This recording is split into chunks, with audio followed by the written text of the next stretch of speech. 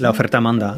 Supply drives the demand. Si no tienes una oferta amplia y profunda, es decir, de calidad y cantidad, va a ser muy complicado. Tú puedes tener un producto genial, puedes tener millones en la cuenta. Si no tienes oferta, no hay business, no hay negocio. Él es Jerome Gavin, que fue, si no recuerdo mal, la primera persona de Just Eat en España. ¿Montaste Just Eat en España? Correcto. Cuéntanos, ¿qué es Just Eat? Números, ubícanos un poquito. Just Eat es un líder mundial en delivery. Just Eat opera en 16 países, tiene 80 millones de consumidores, entonces si Just Eat fuera un país sería del tamaño de Alemania. Y cuenta con 10.000 empleados. ¿Cómo vivisteis desde vuestro lado esa competición con Sin Delantal hasta que luego los comprasteis? ¿Cómo te las apañas para contratar, mantener la cultura de la organización con un crecimiento tan fuerte? Pues aquí te voy a sorprender, pero... Bienvenido a Growth, el podcast de Product Hackers. Yo soy Corti y hoy tenemos con nosotros una de las personas que yo diría es de estas personas que son referentes en ese sector del delivery a nivel casi mundial. Él es Jerome Gavin, que fue, si no recuerdo mal, la primera persona de Just Eat en España. Montaste Just Eat en España. Correcto. Y acabaste tu carrera hace poquito en Just Eat, bueno, gestionando miles de personas en varias geografías, al final un poco con la visión ya pues prácticamente de todo el negocio de lo que es Just Eat, que además recientemente lo ha comprado Prosus, que es, si no recuerdo mal, es que el otro día más estuve escuchando un podcast después de que habláramos y comentaban que es de Naspers, ¿no? Es como...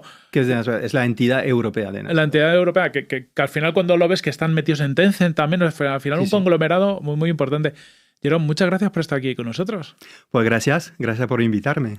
De nada, tenía mucha ganas de hablar contigo. Te lo decía el otro día. Yo, buscando más info de entrevistas tuyas, di con una que grabamos cuando yo estaba en Brainsys. Hace años, ¿no? Hace muchos años. Era de 12 años. O sea, pues cuando tú empezabas Just Eat en 2010. Eso es, más o menos por ahí. Digo, bueno, pues vamos hicimos la del principio, vamos a hacer la del pues muchas final. Cosas tengo que contar.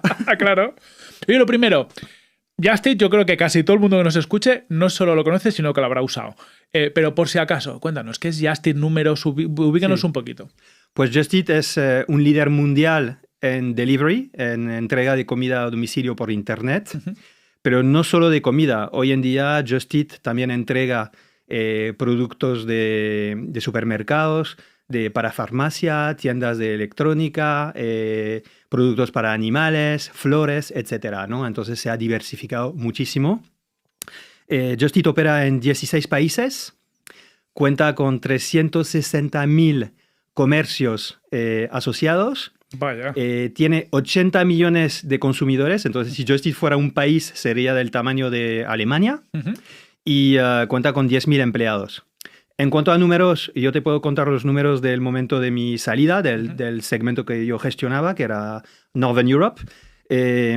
8 billones de euros de cifra de negocios, 1,3 billones de euros de ingresos y 370 millones de EBITDA. Era un buen negocio. Not bad, Not bad, vaya numerito. Oye, el modelo de Just Eat, porque al final lo que dices, mayoritariamente muchos restaurantes, aunque habéis ido evolucionando el modelo, y luego, pues, entiendo que Just Eat lo que se llama es una comisión a nivel de modelo de negocios, es lo que transforma ese GMV en ingresos, ¿no? Más Correcto. o menos. Sí. Más o menos, ¿qué porcentaje es? Pues cuando hablamos de marketplace, es decir, cuando los restaurantes hacen ellos mismos la entrega, ¿no? El delivery. Depende de los países también, pero digamos en torno a un 14%. Y cuando la entrega la hacemos nosotros, cuando la logística la asumimos Just Eat, es más bien en torno a un 25-30%. Claro, curioso. Pero depende de los países, ¿eh? Además, el modelo de delivery, tú habrás vivido dentro de ese proceso, luego iremos entrando, ¿no? Pero toda la transformación y todos los líos regulatorios que ha habido, ¿no? Porque yo creo que Just Eat siempre ha estado como en el lado menos agresivo, ¿no? Porque hemos tenido otras compañías tipo Globo, ¿no? Pues al final han tenido más temas de falsos autónomos y estas historias. Yo creo que Just Eat siempre ha estado situado, pero ha habido muchas movidas regulatorias y habéis tenido un poco que bucear un mundo no tan claro porque no había una regulación muy clara. Efectivamente, entonces, depende de qué país hablamos. Primero, obviamente, fue una disrupción, ¿no? Para el sector, la llegada de la logística. Depende mucho del país. En algunos países están muy abiertos, muy, ¿cómo decir?, muy liberales, y otros países más proteccionistas o más conservadores. Nosotros siempre hemos intentado estar del lado correcto de la ley, digamos. Pero depende del país otra vez, ¿no? Pero efectivamente es un sector ahora que se regula cada vez más, pero cuando llegó lo que llamamos la logística, pues esto era todo nuevo y todos los actores tuvieron que adaptarse. Claro. Vamos a ir al inicio, porque ya aprovechando que tú has estado en todo, te decía, vamos a hacer como el recorrido, ¿no?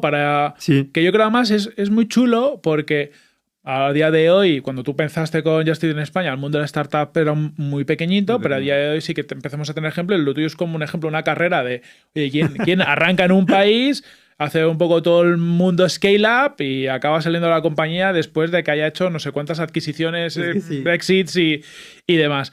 Tú arrancas Just Eat en España. ¿Cómo fue esa experiencia? ¿Quién da contigo? ¿Cómo se arranca Just Eat en España? ¿Cómo son esos inicios? ¿Y en cuándo fue? Lo recuerdo como si fuera ayer, ¿no? Me incorporé en Just Eat España en agosto del 2010 y fui el empleado número 1 de Just Eat España. Yo lancé Just Eat España para la cuenta de Just Eat Group, ¿no? Claro. Pues fueron momentos de mucho trabajo y de mucha satisfacción, ¿no? Por varios motivos. Primero, la energía que se respiraba en aquel momento, ¿no? Estábamos creando algo nuevo, estábamos cambiando un sector.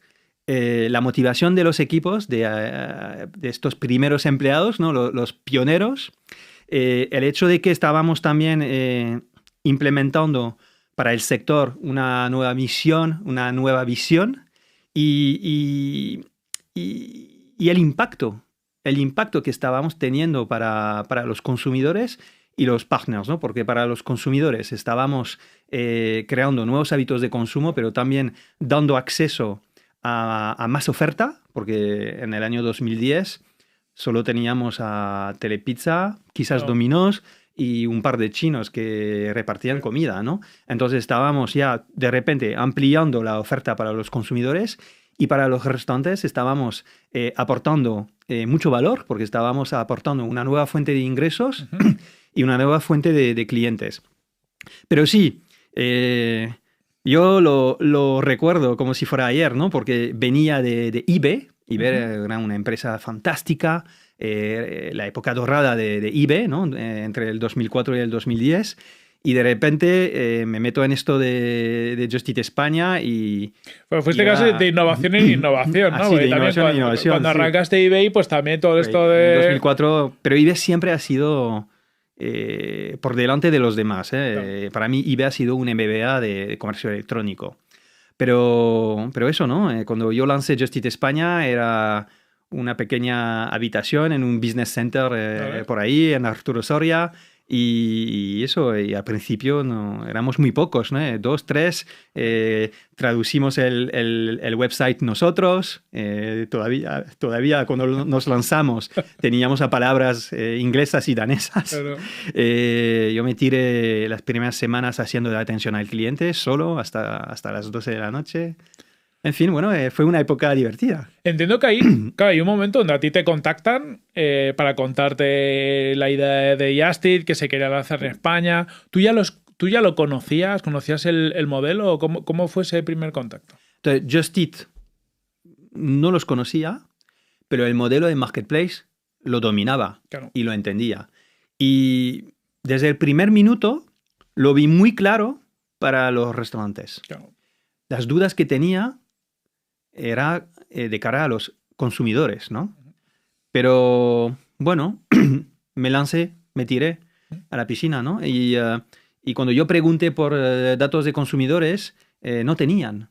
Solo tenían un estudio que decía que potencialmente teníamos a 2 millones de consumidores en España, pero era una hoja el estudio de mercado que tenían, ¿no? Pero bueno, yo asumí el riesgo y tuve razón, la verdad, porque nos funcionó muy bien y yo saqué la conclusión que hay mercado para todos. Claro. Para todos y para todo. Vamos a suponer, si ahora llega alguien, ¿no? Y te plantea una situación como la que tuviste en su día, oye, me está llegando una startup que, yo qué sé, danesa o de donde sea y que quiere lanzar aquí. ¿Qué cosas te tienes que plantear para decidir si es una buena oportunidad para ti profesionalmente o no?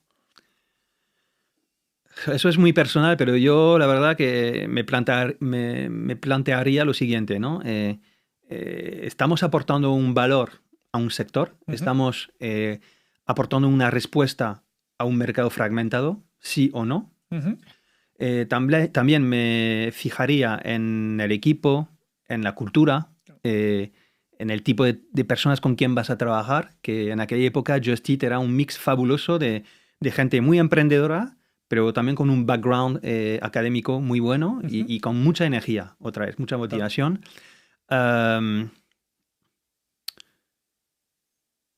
Y también intentaría, como lo hice en su momento con Just Eat,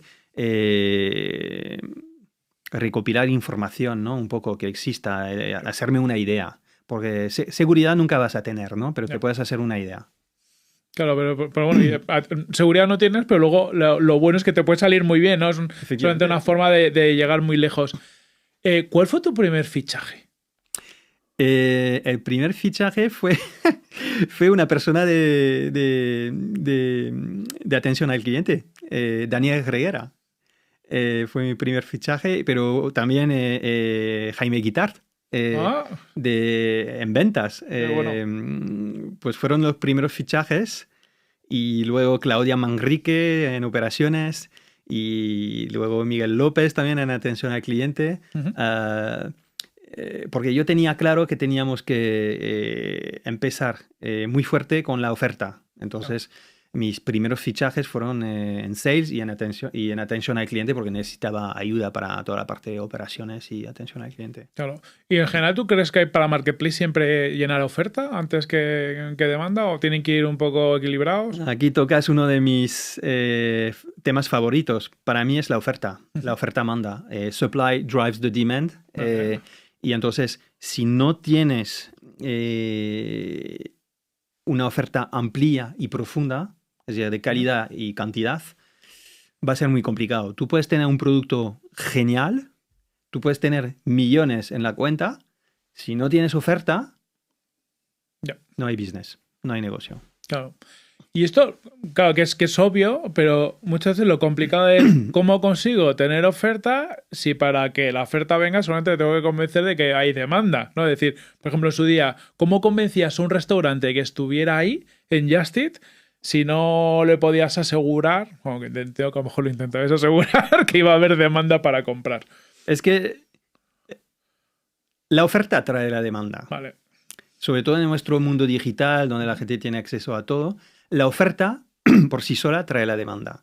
Yo tengo muchísimos ejemplos de aperturas de mercado donde decíamos, no vamos a invertir en marketing hasta que tengamos X restaurantes y Y consumidores, ¿no? Pero no vamos a hacer nada de marketing hasta que lleguemos hasta cierto punto. Y obviamente este punto no es el mismo en Brasil que en Dinamarca, por ejemplo, ¿no? Pero la oferta trae por sí sola la demanda y luego esto se pone en marcha. Luego obviamente hay que invertir en adquisición de oferta, adquisición de demanda, pero para mí, otra vez, la oferta trae la demanda, ¿no? Bueno, para el que esté en Marketplaces ya lo tenemos claro. En esos primeros arranques, para conseguir los primeros restaurantes, entiendo que había mucho de ir al restaurante también, ¿no? O sea, o era todo digital por teléfono. ¿Cómo era esa experiencia de captar los primeros restaurantes? Volvemos para quien no tenga el contexto, cuando esto era totalmente nuevo, es decir, los restaurantes no vendían a domicilio. Pues visitando, entonces adquirir restaurantes dependía mucho del tipo de comida, ¿no? No tuvimos problemas con los restaurantes de comida hindú, porque ellos tenían familiares o conocidos en UK. Vale. Y en Just Eat UK la comida hindú funcionaba súper bien. Sabes que el plato nacional inglés es el chicken curry. Ya. No tuvimos problemas con los restaurantes de comida china, aunque la comunicación era tremenda. Teníamos que hablar castellano con los hijos traducían al padre y a la madre. No sabíamos muy bien si la decisión la tomaba el padre o la madre, pero con ellos trabajamos muy bien y desde el minuto uno, porque es gente muy emprendedora. No tuvimos problemas con las pizzerías, porque veían en nosotros un medio moderno para competir con las cadenas. Claro, a lo mejor con Telepizza, que al final era como el ejemplo que había de delivery en su día, y a lo mejor, claro, era como forma de ponerte al día. Domino's, Pizza Hut. Claro. Sí que tuvimos más problemas con los otros tipos de comida, porque desconfiaban, porque eso, trabajar con nosotros significaba un cambio operativo, porque todavía no trataban igual a un cliente online como a un cliente offline. Pero esto fue a base de visitar, empezar con las grandes ciudades de España y luego el nivel 2, el nivel 3. Pero sí, visitar mucho, sobre todo los primeros años. Después añadimos telesales. Pero al principio era todo a base de visitas. Y de hecho lanzamos en octubre del 2010. Mi objetivo era tener a 50 restaurantes, pues lanzamos con 26 o 28, pero rápidamente esta cifra subió y cada vez que se alcanzaba un nuevo hito, ¿no? Lo celebrábamos en la oficina 100, 500, 1000, 1500, 2000, etcétera, etcétera, ¿no? Fue exponencial. Claro. ¿Ese arranque lo hicisteis concentrados, por ejemplo, al inicio en Madrid o alguna ciudad, o enseguida abristeis varias ciudades de las principales? ¿Hablas del primer año? Sí. Empezamos con Madrid. Vale. Y el objetivo era, con estos primeros restaurantes, tener el top 5 del mix de comidas cubierto. Entonces, vale, en aquel momento, pues, comida china, comida italiana, comida americana, etc. Ser capaz de entregar en el 95% de la ciudad. Vale. Así empezamos. Y rápidamente abrimos Barcelona. Hice un acuerdo de colaboración con Baggies en aquella época. Y abrimos después Valencia. Y me imagino después Zaragoza o Sevilla. Bueno, poco a poco. Pero eso era clave también. Teníamos una meta, una visión nacional desde el primer minuto. Claro. Hablas antes de que, claro, para restaurantes suponían cambios operativos por varias cosas. Si no recuerdo mal, tenían que tener como un cacharrito. No sé si funcionáis con el cacharrito vosotros, ¿no? Que les lo ponías para recibir los pedidos. Sí. Porque aparte, o sea, de aquella, pues tampoco... Claro, lo mismo para los jóvenes que nos escuchen, si escuchan a alguien joven, tampoco Internet estaba tan extendido como ahora, ¿no? Creo que inicialmente esos cacharros hasta funcionaban como... ¿Cómo se llama? No tenían ni tarjeta móviles. No sé si había una SIM. Sí, había una SIM. Es que me suena que algunos, en algún caso, hasta funcionaban con alguna tecnología un poquito anterior, no sé, RDSI o alguna cosa de esta, ¿no? Me pillas, pero no, nosotros teníamos una tecnología buena, pero asamblearlo y montarlo no era fácil. Claro. Y entonces nos llegaban cajas desde UK, entonces teníamos que prever, según el número de firmas, cuántas cajas de JCT, era un terminal, ¿no? Claro. Íbamos a necesitar. Hoy en día es como con una tablet, ¿no? Es distinto a... Claro. O es Bring Your Own Device también, es mucho más abierto. Claro. Lo cuento porque a veces cuando no te pones en el contexto del momento, no te haces a la idea de la cantidad de retos que tuvisteis que superar, ¿no? Porque eso es, no había soportes fácilmente, o sea, los restaurantes no tenían un ordenador donde le pudieras mandar el pedido y ya está, tampoco los tablets de aquella, bueno, habría, pero tal. Entonces, claro, tenías que crear hasta la tecnología simplemente para poderle mandar el pedido cuando se le recibía el pedido. Yo tenía que confiar mucho en mis compañeros, porque como no tenía un background techie, Vale. Esto de los terminales para recibir los pedidos me parecía algo... Eso, toco cruzo los dedos que funciona. Pero bueno, nos funcionaba bien y obviamente intentaron copiarnos mucho la competencia porque era, a nivel tecnológico, era un poco especial, es verdad. Hoy es mucho más fácil. Claro. Y además de eso, entiendo que para el restaurante también otra adaptación era o sea, claro, muchos restaurantes lo que hacían es recibir personas, se sentaban en una mesa y les servían ahí. Ahora de repente me llega un pedido, lo preparo y tengo que enviarlo. No me acuerdo si de aquella poníais vosotros el envío también, es decir, ¿os encargabais de los repartidores o eso vino después? No, eso vino después. Eso vino después. Nosotros empezamos como un marketplace puro y duro. Es decir, conectábamos un consumidor, alguien que quiere pedir comida a domicilio, con un restaurante que reparte comida a domicilio. Que tenía que repartir. Que tenía a sus repartidores. Lo que comentas es la llegada de la logística, cuando entraron nuevos competidores como Deliveroo, como Uber Eats. Fue bastante después, ¿no? Y entonces eso fue bastante después. Y eso para nosotros significó un cambio importante, un pivot. Claro. Tuvimos que pivotear y repensar la empresa, ¿no? Porque al fin y al cabo, cuando entran estos competidores, aportan algo bueno al sector, ¿no? Porque permiten que se añade nuevos tipos de comida. Claro.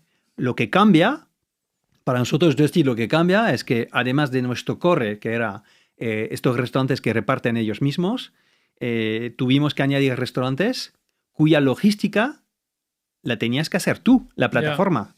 Entonces, tuvimos que repensar la empresa, tuvimos que contratar a nuevos perfiles, tuvimos que adaptar la tecnología. Claro. Y esto la verdad que lo hicimos bastante bien porque creamos desde cero un negocio de logística a nivel mundial que yo considero best in class. Y esto lo hicimos con velocidad, celeridad y nos permitió competir a mayor escala y nos permitió adquirir y activar nuevos consumidores y nuevos partners. Y también nos sentó las bases para años más tarde diversificar. Claro. Me voy a ir un pelín para atrás porque me he ido un pelín para adelante, pero que me quedo, luego retomamos ese punto. Vale. Claro, cuando tú arrancas Just Eat en España, por aquel momento, no sé si antes, después, lo único que había en España, si no recuerdo, era Sin Delantal, o que surgió, fue Sin Delantal, ¿no? Que al final lo acabasteis comprando. Al mismo tiempo. O sea, yo creo que salisteis más o menos parecido. Y yo juraría, a ver, yo era inversor de Sin Delantal, muy pequeñito, y yo recuerdo que hubo un momento que había como pique, ¿no? O sea, había como una cierta competición, ¿no? Porque competíais al final por las mismas keywords en Google Ads, tal. ¿Cómo vivisteis desde vuestro lado esa competición con Sin Delantal hasta que luego los comprasteis? Entonces, la competencia con Sin Delantal fue dura y buena, pero nos lanzamos al mismo tiempo. Y eso nos hizo, yo creo, mejores, porque la competencia era muy intensa y nos obligó a las dos empresas a innovar y proponer buenos servicios y firmar buenos restaurantes y competir duro, ¿no? Que competías por restaurantes, además, ¿no? Sí, entonces era una competencia intensa y buena, y yo siempre digo que esto redundó en provecho del consumidor. Porque las dos empresas íbamos a tope, ¿no? Y otra vez, la competencia te hace mejor y eso nos obligaba a las dos empresas a, como he dicho, innovar y hacerlo mejor, ¿no? Efectivamente, compramos Sin Delantal en el año 2012. Es cierto que hubo una década de muchas adquisiciones. Todavía en el año 2012 no era tan hot como después. Sí, bueno, de hecho la compra de Sin Delantal fue, no sé si saben cantidad, pero fue una cantidad bastante reducida. O sea, fue algo pequeñito. Sí, comparado con en España, otros, comparado con lo que luego se vio. Sí. Pero compramos Sin Delantal en el año 2012. Y yo la integración de Sin Delantal es un buen recuerdo para mí. No solo compramos a una buena empresa, que también compramos a talentos y me consta que muchos de estos talentos se quedaron y desempeñaron una carrera exitosa en Just Eat, ¿no? Y todavía unos siguen ahí, como mi amigo Yosu. por ejemplo. Qué bueno. Ahora, yo entiendo, pero lo entiendo yo, que claro, muy seguramente cuando ya va a lanzar en España, que esto es algo que pasaba en muchos verticales. Tú vas a lanzar un negocio y ya está funcionando en los países, tú eres startup, lo vas a lanzar en un país y de repente hay un competidor local que se te adelanta. Tiene que dar por saco. O sea, no, tiene que ser como un... porque al menos desde... No sé cuál era... Si tienes ese feeling desde la central sobre todo, o si era un playbook que pasaba en todos los mercados, que cuando lanzabais enseguida había competencia local. No siempre. Pero la competencia, otra vez, para mí nunca ha sido mala, porque la competencia te ayuda a evangelizar. Claro. Crece el mercado más grande también. Evangelizar un nuevo mercado, una nueva forma de trabajar. Entonces, si hablamos de España, otra vez, para mí, el hecho de que nos hayamos lanzado al mismo tiempo, creo el mismo mes, el mismo año, esto nos obligó a ponernos las pilas y hacerlo bien, ¿no? Y a competir muy fuerte. Otra vez, todo esto redunda en provecho de los consumidores al final. Pero yo lo de la competencia lo veo bien. Hace falta. Claro.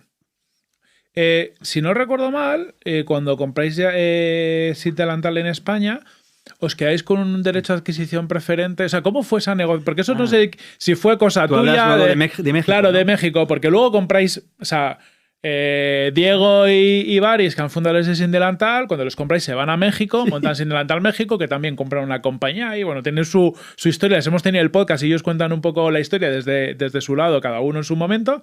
Y luego acabáis comprando Sin Delantal México. Pero eso se cuece desde la adquisición de España, ¿no? Efectivamente. Cuando compramos Sin Delantal España, Klaus, que era el CEO de Just Eat Group en aquella época, tuvo la idea de proponerles a Diego y a Baris un préstamo de creo 500.000 euros para lanzar Sin Delantal México, porque ya Baris y Diego tenían esta idea de lanzar en México y entonces se les otorgó a cambio de una opción de compra preferente un préstamo, ¿no? Cuando llegó el momento de la venta de Sin Delantal México, pues con nuestros socios de Brasil, iFood, porque teníamos una joint venture en LATAM con iFood, pues activamos esta opción de compra. Entonces fue una buena jugada del CEO de Just Eat en aquel momento, ¿no? En el momento de la compra de Sin Delantal España. La integración de Sin Delantal México fue más complicada. Aunque me encantó tener a este país dentro de mi perímetro, francamente visité muchas veces los equipos ahí, me encantó, pero era un país muy, muy competitivo, con competidores muy agresivos, Uber Eats, Rappi. Era un país con muchos descuentos, y eso es fatal. Teníamos una P&L con negative revenue, y entonces Just Eat Group no estábamos dispuestos a invertir tanto en México frente a otros mercados con más potencial, ¿no? Entonces fue una integración mucho más complicada. Claro. Yo recuerdo, yo no sé si lo viviste, pero yo me acuerdo de hablar con Diego Baris, que incluso claro que culturalmente es un país muy distinto a España, ¿no? Incluso ellos encontrar trabajadores que tuvieran una cierta ética de trabajo, de ir todos los días, a que la gente a lo mejor decía, oye, pues hoy no he ido a trabajar y que se encontraron el paso de España a México, esa sensación de es que culturalmente no tiene nada que ver. No sé, tú que has vivido también todo eso, no sé si cuál era tu sensación de cuando abres un país como México, ¿no? ¿Cómo lo dicen ellos? Te tienes que como te tropicalizar, ¿no? Entender cuál es la cultura, cómo funcionan ahí. Pues efectivamente, cuando compramos Sin Delantal en México, este feedback lo recibimos por parte de Diego y Baris, ¿no? Entonces nos tuvimos que adaptar. Sí, lo observé, pero también pues te tienes que adaptar y nosotros con los partners de iFood pues intentamos profesionalizar mucho las operaciones ahí, intentamos pues contratar mejor, controlar un poco más las métricas, pero sí, te tienes que adaptar porque cada país es distinto, aunque hay muchas similitudes también, pero te tienes que adaptar a la cultura del país, a la forma de trabajar. Eso lo observé mucho en ventas, sobre todo. Claro. Hablas de iFood, ¿no? Que creo que es Brasil, está dentro también de tu perímetro, ¿no? Era, en sí, ese sí. momento. ¿Cómo era el mercado?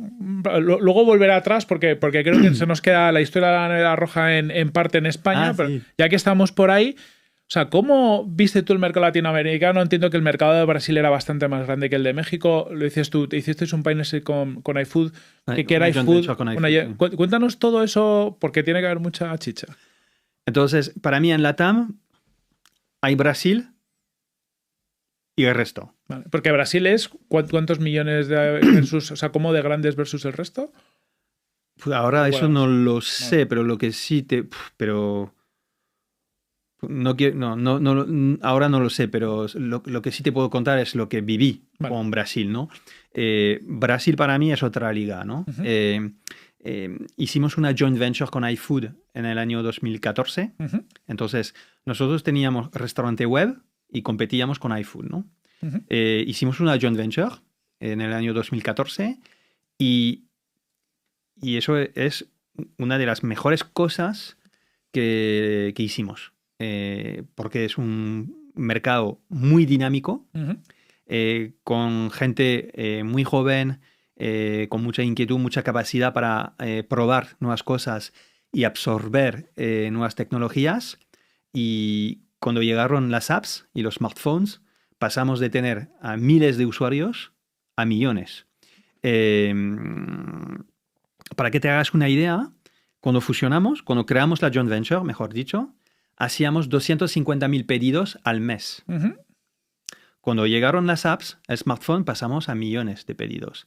Y hoy en día, 15 años más tarde, hacen más de 100 millones de pedidos al mes. 15 años atrás, pues incluso menos. No, ¿qué digo? 10 años atrás, 12 años atrás, hacíamos 250.000. Hoy en día, iFood representa el 0,43% del PIB brasileño. Joder, pues vaya impacto. Entonces, ha sido un privilegio estar ahí de jefe de Brasil y luego de board member de la joint venture durante 9 años. Ha sido un privilegio, francamente. Oye, ¿iFood que era un competidor local o por qué hacéis una joint venture? O sea, porque entiendo que tampoco es como un paso obvio, sobre todo si es un competidor directo, hacer una joint venture con ellos. Pues estaban invertidos por Movile y Movile estaba invertido por Naspers. Vale. Y bueno, era una competencia muy dura, muy agresiva. Y yo siempre digo que tú tienes que conocer a tus competidores, comer con ellos, hablar con ellos. Es lo que hacíamos en Brasil. Y llegamos a la conclusión que era mejor unir fuerzas que seguir compitiendo, que juntos podíamos alcanzar algo muy grande. No había más competencia. Vale. Entonces, unimos fuerzas, creamos una cosa muy, muy exitosa que llegó a ser enorme. Claro, porque una duda que me entra con Brasil, que siempre se habla que es el tema como regulatorio, que es como un mercado muy complicado. No sé si tú tienes esa sensación a nivel regulatorio. Sí, eso lo escuché. Es cierto que noté que había mucha regulación, que, bueno, que teníamos que hablar con abogados, pero no lo sufrí. No lo sufrimos, la verdad. Para el tema del sector de la comida tenía sus reglas, pero no era tan complicado. Bueno, más fácil. Había que respetar las reglas, pero eso no perjudicaba a nuestra forma de trabajar. Volviendo a España, porque claro, ya hemos dicho, esos primeros años lanzas Just Eat, enseguida competís con Sin Delantal o los adquirís. Hay un momento donde también hay otro player que empieza a crecer en España, que es la nevera roja. Sí. Que sale en el 12, en el 14, por ahí. Quizás 14. Sale después. Vosotros a nivel de competidor, ¿es algo que como que notasteis mucho? ¿Lo teníais en el radar? ¿Cuál es tu percepción cuando surge la nevera roja? Pues yo en aquel momento ya estoy gestionando varios países, Vale. pero España forma parte de mi perímetro, ¿eh? Porque pasaste rápido, ¿no? De llevar solo Sí, España a... y lideré Just Eat España del año 2010 hasta el año 2014, ¿no? Ujú. Entonces, luego pasó a ser director regional Ujú. para los países del sur de Europa, Brasil y Latam, ¿no? Del tirón. O Sí, sea, sí, sí. pedazo de cambio. Y luego en el año 2016 cogí la responsabilidad de todos los países de Just Eat, salvo UK. Vale. Y me incorporé en el comité ejecutivo de Just Eat. Entonces, en aquel momento era Chief International Officer, ¿no? Ujú. Del grupo Just Eat. Entonces, volviendo a la pregunta, España formaba parte de mi perímetro, ¿no? Ujú. Y tenía a otro country manager, Jesús Rebollo, Sí. un crack. Habéis hecho buena escuela, ¿eh? Sí, sí, con él, bueno, un crack. Y entonces, efectivamente, en este momento, pues llegó la nevera roja. Yo lo que pensé es que en España teníamos a muy buenos emprendedores. Te salían sobre todo el rato. sobre todo en el campo de la comida a domicilio. Claro. Entonces, bueno, otra vez, una competencia dura, una buena competencia, que otra vez nos obligó a las dos empresas a ejecutar mejor, Ujú. a innovar, y que otra vez, desde mi punto de vista, redundó en provecho del consumidor. Porque de repente tienes esas dos empresas que compiten muy duro y que obviamente innovan e intentan hacerlo lo mejor posible, ¿no? Claro. Es cierto que la nevera roja se vendió a Rocket Internet Ujú. en el momento más hot de la década. Con Rocket no les fue bien y entonces un año más tarde, creo, Rocket nos vendió la nevera roja a nosotros y otra vez, no solo compramos a una empresa, sino que compramos a talentos y me consta que muchos de ellos se quedaron, muchos de ellos desempeñaron una carrera muy exitosa en Just Eat Takeaway. Claro. José del Barrio, que también lo tuvimos, contaba eso, ¿no? Que el momento de la venta a Rocket, que era, o sea, que un poco mi sensación por lo que contaba era casi absurdo las cantidades, ¿no? Porque estaba tan hot el mercado que... Sí, bueno, mejor para ellos, Claro. en este momento, pues es verdad que era un poco de locos, en este momento. Recuerdo que al mismo tiempo hicimos adquisiciones en Italia. Ujú. Pero sí, era un momento muy loco, sobre todo fomentado por Rocket Internet al final. Claro. Más o menos, en aquel momento antes después también, como que compráis o fusionáis con Takeaway, ¿no? De ahí... O no, más tarde, O fue más tarde. en el momento del COVID. Eso fue un COVID. Vale, No. vale. Pensaba que ha sido antes. Entonces, en ese momento, en España ya habéis hecho, bueno, sin delantal, luego integráis la nevera roja. ¿En Europa habíais hecho más adquisiciones? Sí, hicimos muchísimas adquisiciones en Francia, en Italia, en Canadá, unas pequeñas en Europa del Norte, como Irlanda.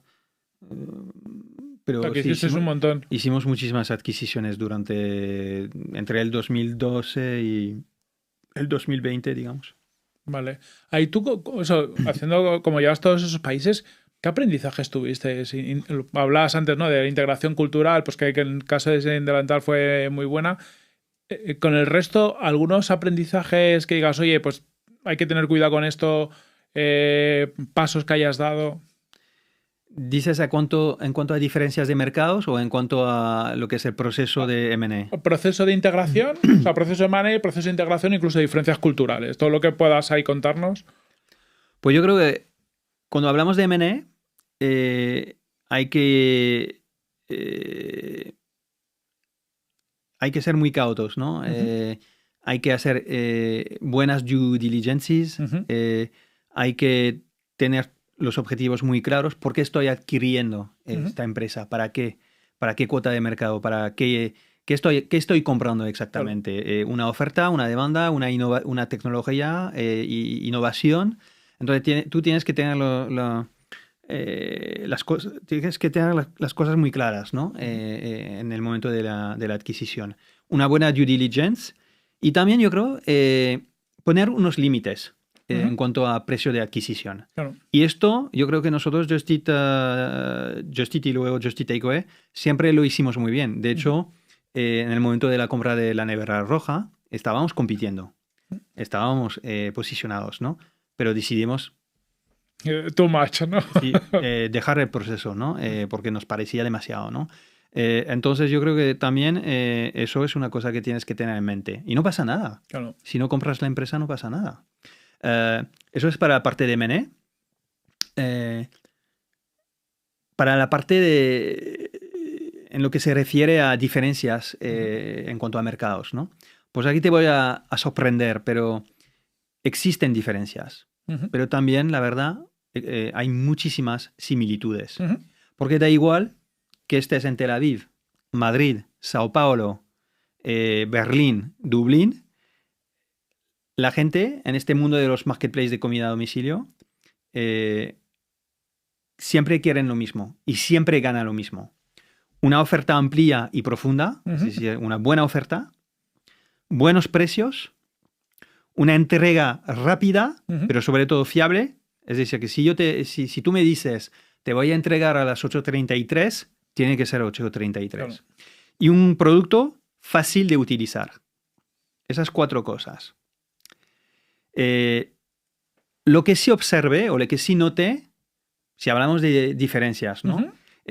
Noté diferencias en países como Brasil, México, la India, porque ahí hay mucha gente joven, con mucha inquietud, mucha capacidad para probar cosas, claro. Absorber, abrazar la innovación. Y entonces sí que noté una diferencia en estos países, sobre todo en Brasil, como lo conté antes, claro. Frente a la vieja Europa, quizás. Claro. Entonces lo achacas, ¿no?, más a la juventud, ¿no? Que a lo mejor diferencias culturales intrínsecas del país. Es la juventud, la juventud desde luego, y que todo va más rápido. Quizás las cosas estén menos reguladas también. Claro. Y entonces la innovación o probar nuevas cosas fluye más rápido. Quizás se emocionan más, no lo sé, por ejemplo, la llegada de las apps y de los smartphones en Brasil fue un momento clave. Claro. Hay un antes y un después. Sí, también seguramente, pues a lo mejor son economías, ¿no? Que gracias a estas tecnologías han evolucionado mucho. En algunos países de Latinoamérica se han bancarizado con las apps, ¿no? El salto seguramente tecnológico haya sido mucho más fuerte del que hayamos podido mejor vivir en Europa. Es un buen punto, sí, también seguramente ayudó y dio la posibilidad a una clase media, claro. Y también a un colectivo joven, ¿no? de esto, de acceder a este tipo de servicios. Claro. Ahora, desde la perspectiva incluso de contrataciones y demás, porque claro, con todo lo que estamos hablando, arrancas 2010, en el 2014 ya estás yendo a varios países, en el 2016 llevas todos los países, quiere decir, ya está creciendo muchísimo, estás en un entorno de hipercrecimiento. ¿Cómo te las apañas para contratar, mantener la cultura de la organización con un crecimiento tan fuerte? Además, en su día erais Best Place to Work, es decir, estabais preocupados porque la gente estuviera a gusto, pero es muy complicado, yo creo, cuando se está creciendo tanto. ¿Cómo consigues ese equilibrio? Aquí vamos a tocar un tema que me gusta mucho, que es el tema de la gente, ¿no? De crear equipos. obviamente, en un negocio como Just Eat, los números importan, ¿no?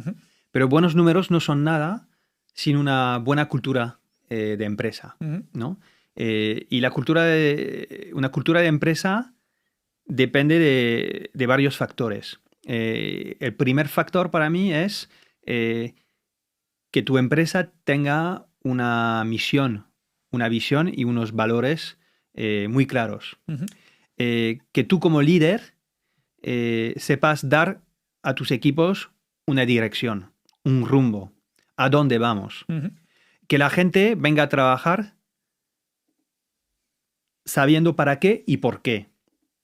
Porque la gente no viene a trabajar para el EBITDA. Yeah. Esto, el EBITDA le importa a gente como yo, ¿no? Claro. Pero la gente no se emociona para conseguir un EBITDA. La gente se emociona si sabe para qué y por qué trabaja, si entiende el impacto que pueda tener. Y luego, algo muy importante para mí es la doctrina de trabajo. Y yo creo mucho en una doctrina de trabajo que se basa en principios más que en reglas súper estrictas. Entonces yo creo mucho en dar autonomía a la gente, a los equipos. Darles responsabilidad, confiar en ellos. ¿Y cómo equilibras eso, ¿no? De dar responsabilidad y autonomía con luego con lo que te están pidiendo a ti muchas veces, no como líder, que son resultados? Porque a veces es complicado. Obviamente hay que medir. Las métricas son muy importantes. Yo creo en un playbook que importé de eBay, que yo llamo el AAA Approach. Entonces, A1 para adquisición de oferta y demanda, A2 para activación de oferta y demanda, A3 para actividad o programas de fidelidad y retención. Entonces, para monitorear la salud del negocio, yo siempre le presté muchísima atención a las métricas de adquisición de oferta y de demanda y las métricas de activación de oferta y demanda. Pero no solo esto, también cosas menos tangibles, pero más humanas, como el feedback. El feedback de tus compañeros, el feedback de tus clientes, consumidores y partners, y también el feedback de los repartidores, ¿no?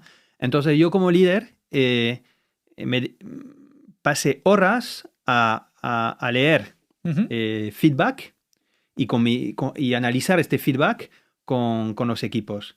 También invitaba a todos los ejecutivos de la empresa, yo incluido, a salir con los comerciales, claro. Eso es muy bueno, a llamar a clientes, a estar unas tardes o noches en atención al cliente.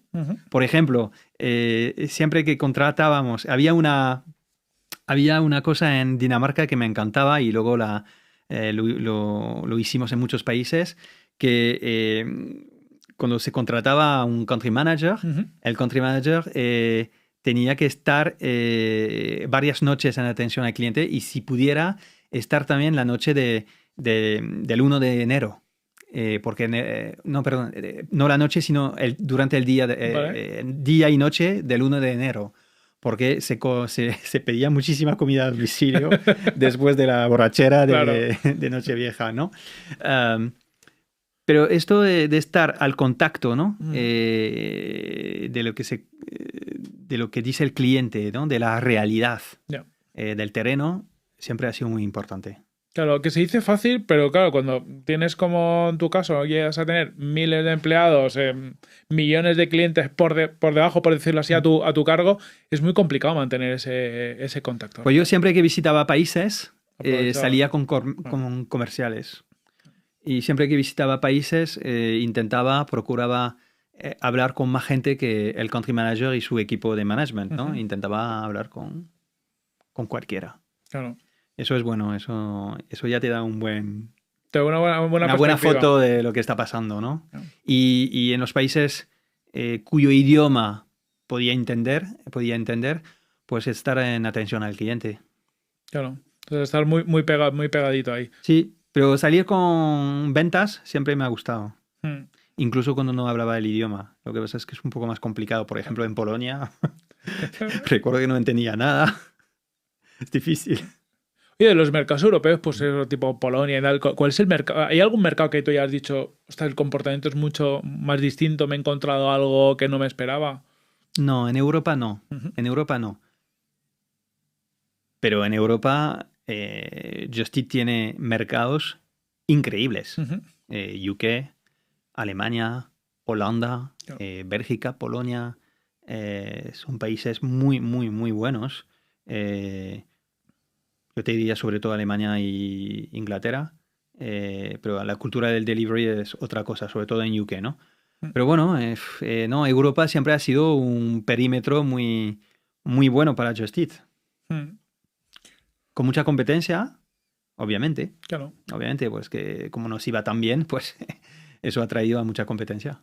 Claro, hay un punto más donde esa competencia se acrecenta, ¿no? O sea, no sé si quieres contarnos un poco ya la etapa de, bueno, de la parte de takeaway. Creo que Sí, antes ya empecéis a tener un poco más de competencia, porque bueno, ya hemos hablado de Rocket, sí. pero luego sale toda la jornada esto de los Globo y demás. O sea, yo tengo la sensación que a partir de un punto empieza a acelerarse la competencia para Just Eat.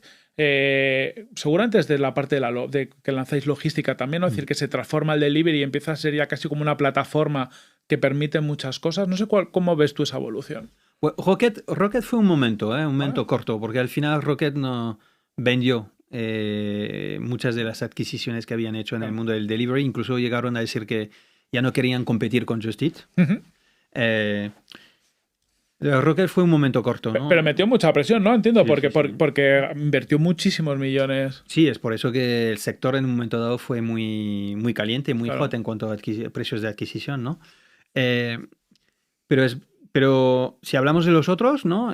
Los Deliveroo, los Uber Eats, los pues Globos en España, sí, fue una competencia importante, intensa, con un nivel de innovación importante también, Ujú. con un nivel de diversificación muy interesante también, porque todos pasamos de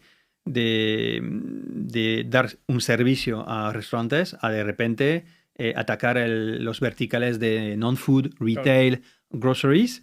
Y efectivamente nosotros en el momento del COVID pues fusionamos con takeaway.com. Y si quieres te hablo de este momento, ¿no? Porque fusionamos dos empresas muy grandes. Ujú.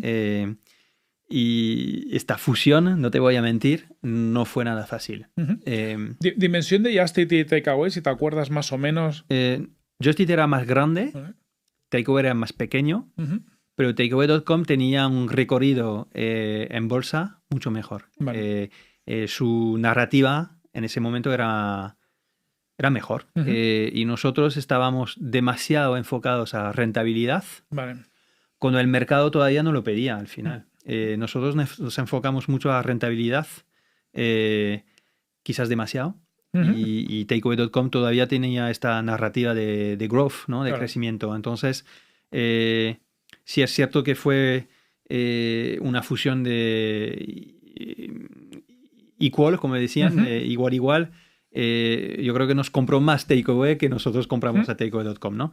Pero Takeaway.com era una empresa también muy exitosa en países de Europa que nosotros no cubríamos. Vale. Entonces, la complementariedad fue muy buena, porque Ujú. nosotros aportábamos la TAM, Canadá y Europa del Ujú. oeste, perdón, Ujú. y UK y algunos países nórdicos. Y ellos nos aportaban Europa Central y Europa del Este. Ujú. Y cada uno con dos joyas, nosotros UK y ellos Alemania. Claro. Y Holanda también. Pero la fusión no fue nada fácil. Si bien es cierto que al fusionar yo me encontré con compañeros de Takeaway.com muy similares a los compañeros de Just Eat, Ujú. la forma de trabajar era totalmente distinta. Just Eat era una empresa muy descentralizada, Ujú. el país era rey y con gente en los países muy fuertes. Takeaway.com era una empresa muy descentralizada. Cuando fusionamos, adoptamos más bien el modelo de Takeaway.com. Centralizamos. Esto no funciona en absoluto con la gente de Just Eat. Claro. Especialmente con los country managers y sus equipos de management, porque era gente muy capaz y gente muy autónoma. Sí, que habían estado haciendo sus estrategias, ¿no? Como ellos consideran. Nosotros les dábamos mucha autonomía, muchos medios para trabajar y confiábamos mucho en su criterio y en su ejecución. Obviamente teníamos una estrategia a nivel global, pero dábamos mucha autonomía a la gente local, ¿no? Takeaway.com era muy, muy centralizado, con mucha estandarización. Tú pulsabas un botón y bueno, salía igual para todos. Entonces adoptamos este modelo, pero no funcionó bien, sobre todo con los países de Just Eat. Ellos también, no obstante, querían un poco descentralizar, crear la figura del country manager. Entonces, estos primeros años fueron complicados y yo, así como otros directivos de Just Eat y también de Takeaway, trabajamos mucho en diseñar un nuevo modelo operativo. Y al cabo de unos años decidimos navegar hacia el modelo Just Eat otra vez, de descentralización, pero no del todo. Intentamos buscar the best of both, ¿no? Vale. Un término medio. Pero volvimos a descentralizar, guardando unas funciones claves en el centro, en la matriz, y centros de excelencia también en la matriz. Y ahí están. En ese momento que hay una fusión de estas, claro, entiendo que también hay mucho choque interno, ¿no? Porque habrá sitios que tengas países, o sea, hubo mucha reestructuración. ¿Cómo se lidia esa política interna en esos momentos? Tú también tendrías una visión bastante amplia de todo el grupo. Para un fundador de una scale-up que está en un momento que se fusione con otra, ¿qué 4 o 5 aprendizajes o cosas le puedes decir para facilitar este proceso y evitar, sobre todo, pues eso, quemar a la gente interna? Reestructuración en el sentido quizás de despedir a personas. En el momento de la fusión nosotros no. En el momento de la fusión no, eso no ocurrió. Incluso al revés, conservamos a todos, invertimos más dinero, ¿no? Pero para responder a tu pregunta, cuando se fusiona con otra empresa, pues hay que ir con una mente muy abierta y muy honesta. Es decir, no hay un ganador y un perdedor. Eso es lo peor que pueda pasar. No, tú tienes que venir con una mente muy abierta y colocar a las mejores personas en los puestos adecuados. Y da igual. Si tú eres la empresa que compra a la otra, pero que en un país la otra empresa lo hace mejor, pues entonces adelante con lo que hacen ellos, ¿no? Entonces tú tienes que venir con una mente muy abierta, colocar a las mejores personas en los puestos adecuados, beneficiar de economías de escala, buscar las sinergias por todos lados, complementariedad también. Entonces, a un fundador de una scale-up que se está fusionando, yo diría, hay complementariedad, hay sinergias, vamos a conseguir economías de escala, vamos a ganar cuota de mercado y talento. No nos olvidemos de esto, del equipo, de las personas, porque tú puedes tener un buen producto o tú puedes tener muchísimo dinero. Si no tienes a las buenas personas, no vas a llegar muy lejos. Entonces, hay este concepto de acqui-hiring, en el que yo creo mucho en una fusión. Hay un tema de talento y aquí lo tienes que hacer muy bien. Y aquí no hay un concepto de ganador-perdedor. Los mejores en los puestos adecuados. Buen learning ahí, aunque luego seguro que la práctica es jorobado, ¿no? Tiene que ser Es difícil porque igual hay unos que vienen con la mentalidad de yo te he comprado a ti, Claro. entonces yo soy quien manda, pero eso no. No hay que permitirlo. Tienes que luchar. Tú como líder tienes que luchar en contra de esto. Claro. Lo tienes que explicar. También la gente entiende si explicas. Claro. Hablabas también antes de ese cambio a la logística, ¿no? Cuentas que supuso casi una transformación del negocio. Me gustaría entender eso más en profundidad. ¿Cómo se transforma el negocio cuando se mete esa capa logística? ¿Cómo aumenta el nivel de complejidad? ¿Qué tenéis que hacer un poco para adaptaros? Entender un poquito más las tripas de todo ese cambio. Pues cuando tenemos que añadir la logística, pues es un cambio brutal, porque pasamos de ser un modelo marketplace 100%, es decir, Claro. el restaurante lo conectamos con un consumidor y cobramos una comisión y el restaurante hace la entrega. Es un modelo muy genial, muy bueno. Muy digital, poco... Muy digital, muy bueno. La logística es otro mundo. La logística es... añades a un tercero en la ecuación, al repartidor, y la logística es uno de los sectores más complicados en el que yo he trabajado. Uh-huh. Entonces, ¿qué significa esto? Que como empresa tenemos que rediseñar la propuesta de valor. Tenemos que añadir un nuevo componente a nuestro modelo operativo, a nuestra P&L, Uh-huh. a nuestro modelo financiero. Es un cambio importante. Claro.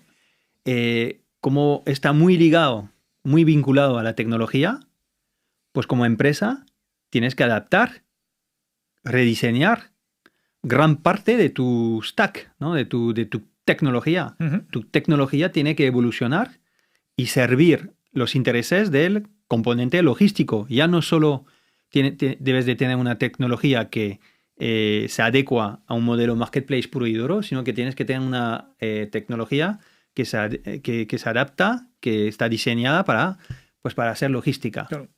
A nivel de talento, es lo mismo. Tienes que incorporar a nuevos talentos. Gente que entiende de logística. Eso también es un cambio importante, ¿no? Claro. Entonces,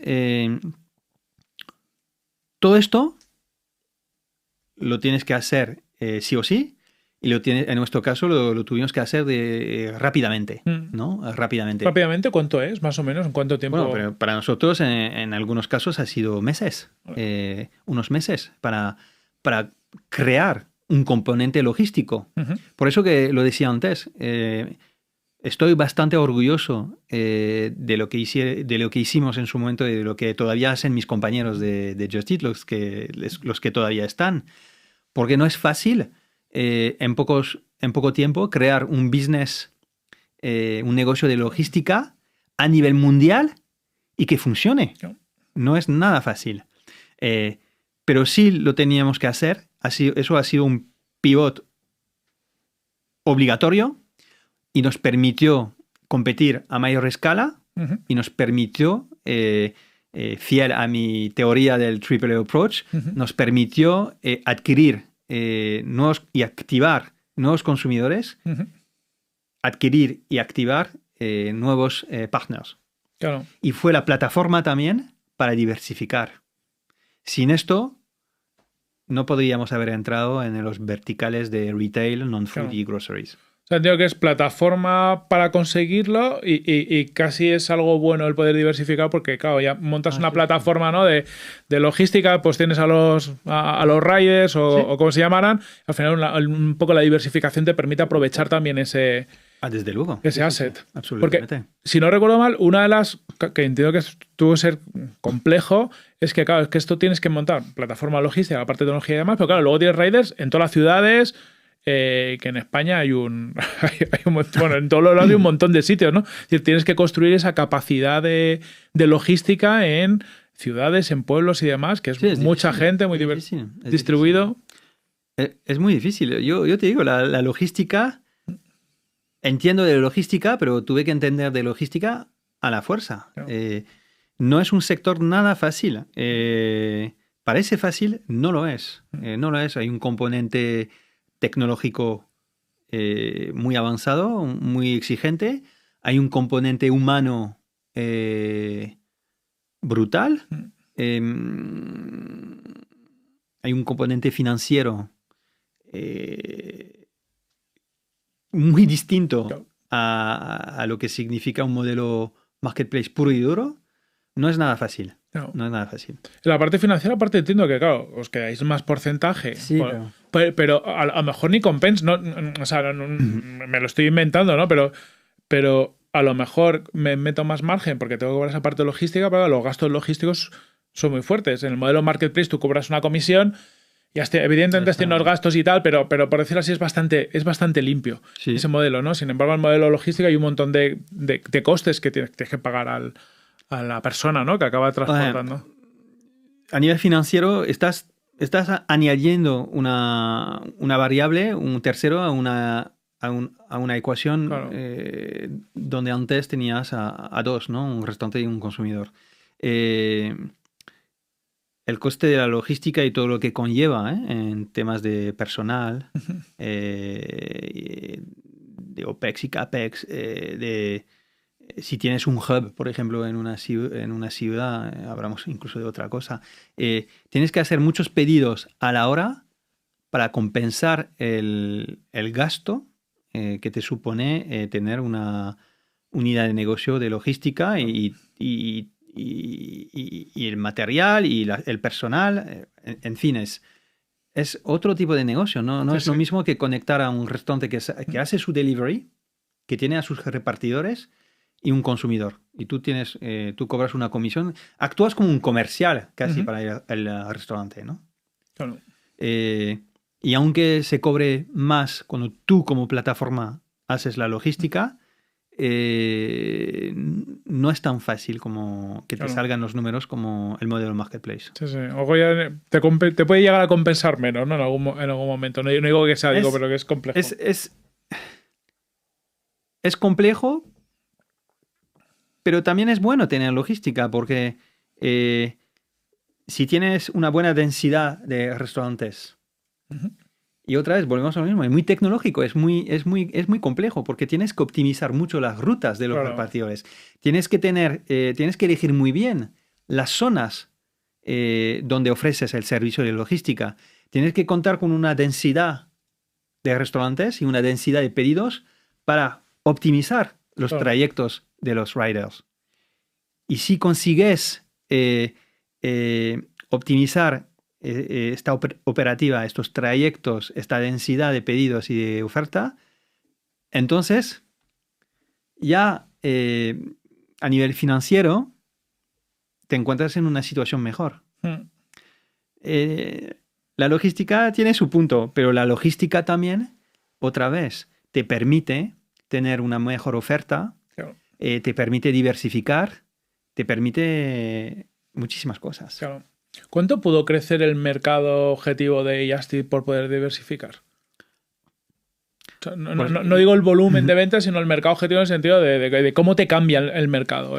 Pues yo te diría dos cosas. El dato exacto, ahora que Just Eat reparte comida, groceries, non-food y retail, es inmenso. No te sabría decir porque es inmenso el potencial. No.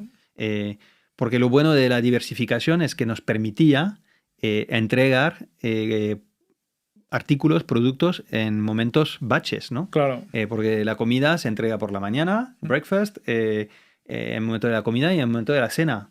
Pero entre estos tres momentos, pues hay poca actividad. Entonces, cuando tú añades groceries, non-food y retail, pues eso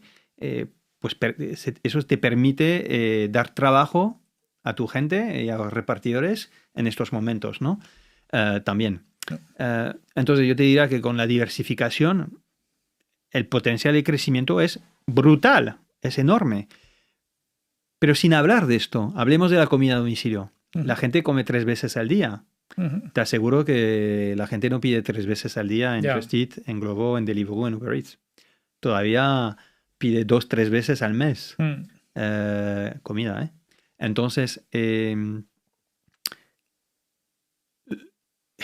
queda muchísimo todavía por conseguir, ¿no?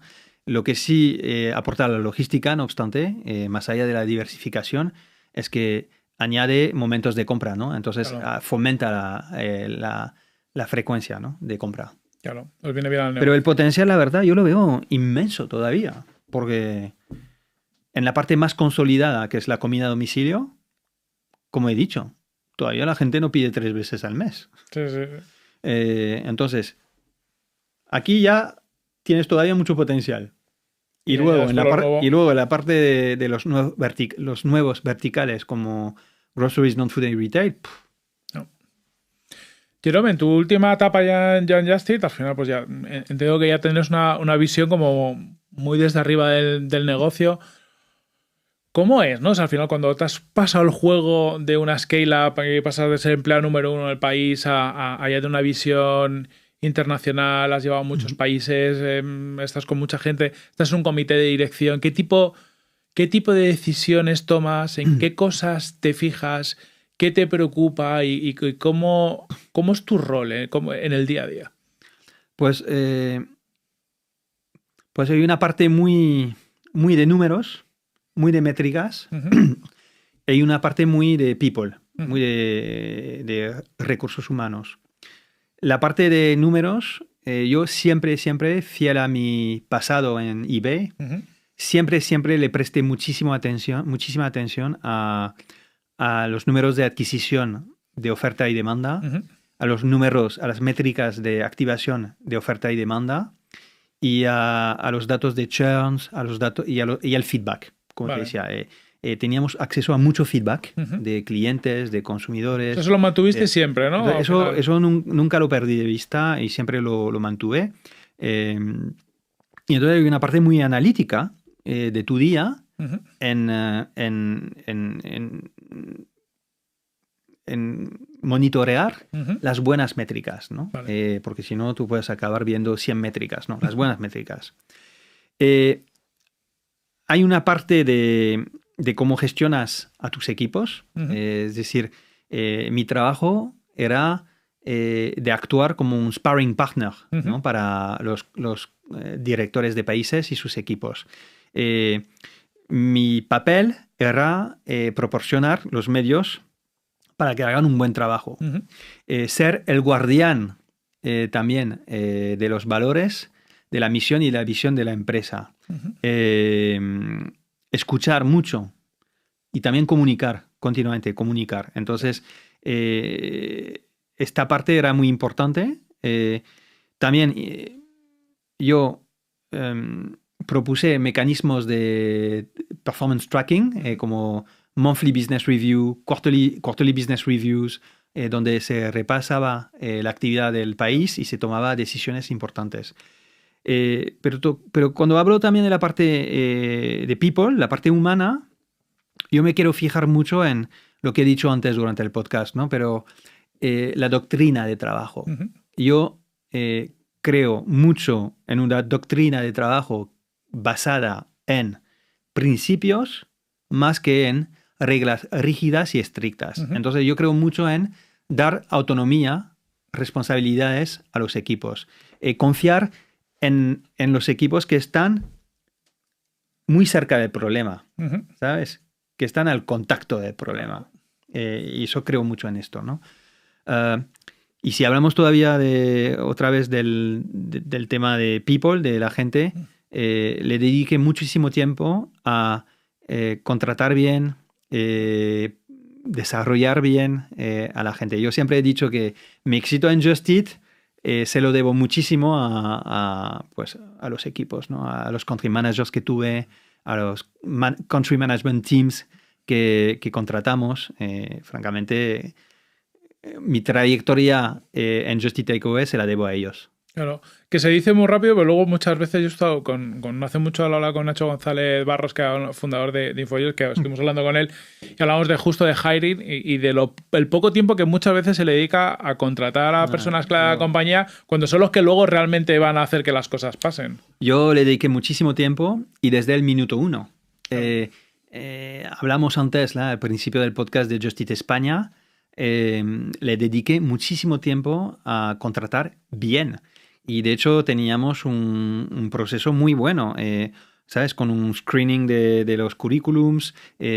Luego, pasado este screening y esta primera selección, les pedíamos a los candidatos de hacer un estudio de mercado y en la última etapa un roleplay.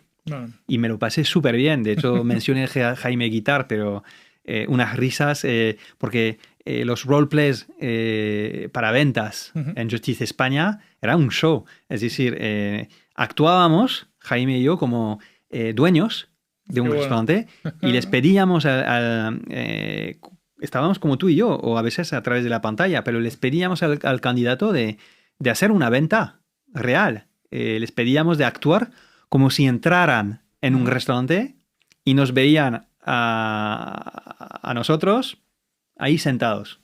Qué bueno. Y aquí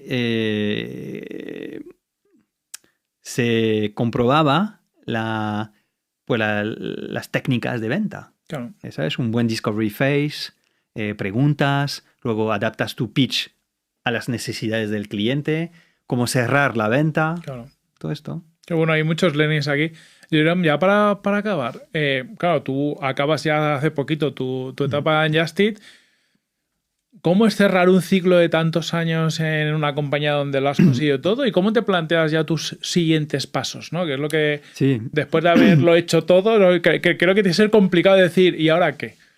Pues primero me siento afortunado, porque gracias a 15 años en Just Eat, lo he podido ver todo, ¿no? Startup, scale-up, pre-IPO, IPO, post-IPO, big corporate. La verdad que me lo pasé muy bien. Disfruté cada etapa, aprendí muchísimo y lo que me llenó de verdad es varias cosas, pero haber creado empleo, es verdad que con Just Eat y Just Eat Takeaway hemos creado muchísimo empleo. Haber tenido impacto, hemos creado un sector totalmente nuevo, hemos creado nuevos hábitos de consumo, hemos dado la posibilidad a los consumidores de poder acceder a varios tipos de comida. Si te fijas, hace 15 años no había esto, no existía y no veíamos a tantos repartidores por las calles. Y haber tenido impacto en el sector, ¿no? Gracias a plataformas como Just Eat, hemos podido aportar una nueva fuente de ingresos y una nueva fuente de clientes a los partners, ¿no? Claro. Y eso realmente te llena, ¿no? Te emociona y te da mucha satisfacción. En cuanto a mi futuro, pues lo habrás entendido, ¿no? Que mis puntos fuertes son entornos de marketplace, de clasificados, plataformas digitales, también entiendo de SaaS, de fintech. A mí me interesan muchísimas cosas ahora mismo. Estoy muy abierto, ¿no?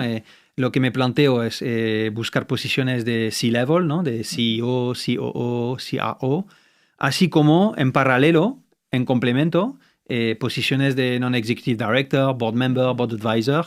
Pero sí, eso. Tengo todavía mucho que dar, mucha energía y ya veremos cómo pinta el futuro.